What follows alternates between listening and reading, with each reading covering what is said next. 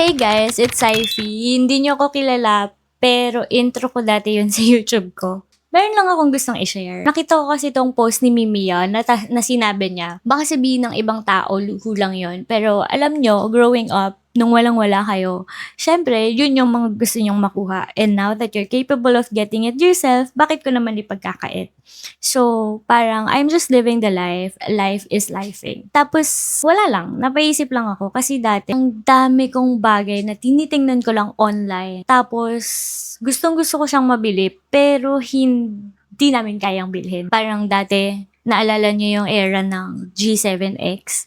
Yung lahat nag-YouTube, ganyan. Lahat nag-vlog. Tapos, nakakabili sila agad ng mga camera nila, ganyan. Naiinggit ako noon kasi ako, ang gamit ko lang nun yung cellphone kong luma. Samsung J5 Prime. Actually, buhay pa yun ngayon eh. Nilalaro lang ng anak ko. Tapos, dati, nung time na yon wala rin akong laptop. Tapos, pangarap ko lang dati magka-iPhone. Pangarap kong magka-iPhone mula nung iPhone 3G pa lang. Actually, iTouch pa lang. Ganon. Pero hindi namin siya kayang bilhin. Pero, may mga bagay akong nagagamit nun. Meron akong cellphone. May J5 Prime ako, ganyan. Tapos, may computer naman ako. Anyway, nabanggit ko lang yun kasi yung mga bagay na yun, nabili ko na siya ngayon sa sarili kong pera. 2 to 3 years ago, nabili ko na yung iPhone na gusto ko. 1 year ago, nabili ko na tong Osmo Pocket 3. And just a few months ago, actually parang 1 month ago, not more than a month ago, nakabili na ako ng MacBook ko.